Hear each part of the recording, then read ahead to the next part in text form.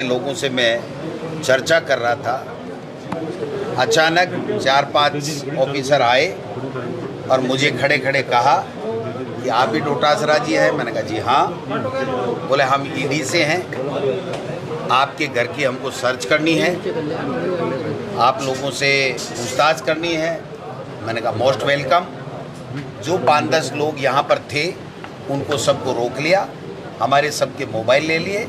उन्होंने बड़ी तसल्ली के साथ में एक एक चीज़ की सर्च की और उसके बाद में मेरे छोटे बेटे अविनाश जो अकाउंट्स ऑफिसर है उससे उन्होंने बयानात लिए।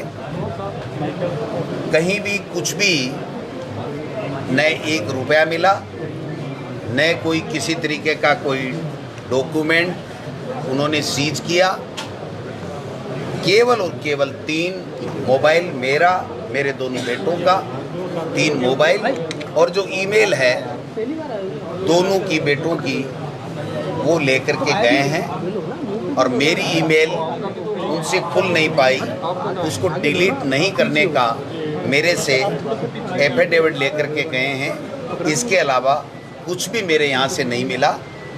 केवल और केवल मेरे बेटे से उन्होंने जो सवाल किए वो सवाल तो उन्होंने अपने अलग से किए, बट जो मुझे जानकारी मिली है केवल कलाम कोचिंग से हमारा परिवार का क्या संबंध है, इसके ऊपर उनकी पूरी की पूरी कार्यवाही, बयान पूरा का पूरा केंद्रित था। पेपर लीक का एक भी सवाल किसी भी सदस्य से हमसे नहीं पूछा गया। कानूनी रूप से जो उनके पास में भारतीय जनता पार्टी के तमाम नेताओं के द्वारा या किन्हीं के भी द्वारा जो सूचनाएं भेजी गई हैं, मैं समझता हूं कि उनके ऊपर एक इस तरीके का वातावरण बना करके और ये जो कार्रवाई भारतीय जनता पार्टी जिस तरीके से माहौल बनाना चाहती है, बिगाड़ना चाहती है, मैं समझता हूं कि ये प्रजातंत्र के लिए ठीक नहीं है। हम तैयार हैं, जो भी ईडी को कोई भी पूछताछ करनी हो, कोई भी जानकारी लेनी हो, हम उनको जानकारी उपलब्ध कराएंगे। जो भी दस्तावेज चाहिए उनको वो हम दस्तावेज उपलब्ध कराएंगे।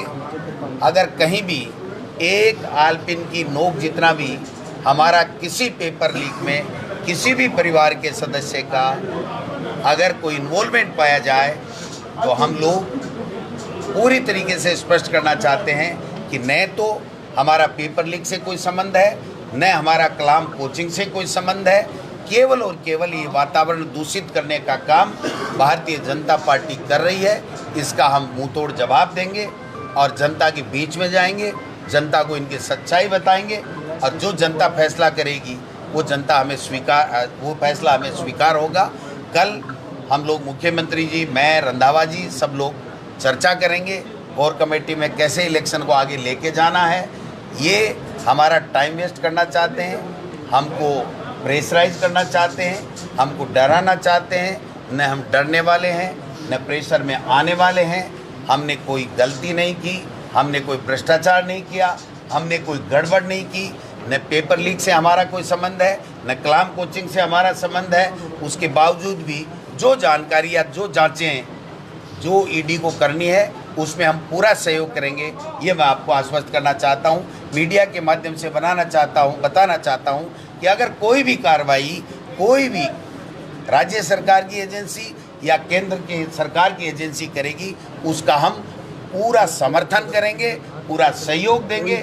जो उनको जानकारी चाहिए वो जानकारी हम उनको देंगे, वो अपनी कानूनी कार्रवाई करें। हमें इसमें कोई दिक्कत नहीं है। हम हमारा चुनाव भी लड़ेंगे, राजस्थान में कांग्रेस की फिर से सरकार बनाएंगे। डोटासरा जी, कल बड़ा प्रदर्शन जयपुर में बड़ा प्रदर्शन करने वाले। ये देना चाहता हूँ कि 2009 के मायने बीटा गोल होया, वो बीटो ऑटो खुला को नहीं। मैं 1.5-2-3 महीने से सुन रहा था कि मैरिया जी लोगों को ये कह रहे हैं कि चुनाव को रंगीन बना दूंगा। अगर यही रंगीन था तो मैरिया जी ने बहुत बड़ी गलती कर ली। अगर यही इसी कार्रवाई से की अपेक्षा से अगर सुभाष महरिया जी मेरे सामने चुनाव लड़ना चाहते हैं, ये लक्ष्मणगढ़ की जनता है भाई साहब, बाप और बेटे और माँ जाए भाई का सा प्यार मुझे दिया और मैंने दिया है, समझे ना।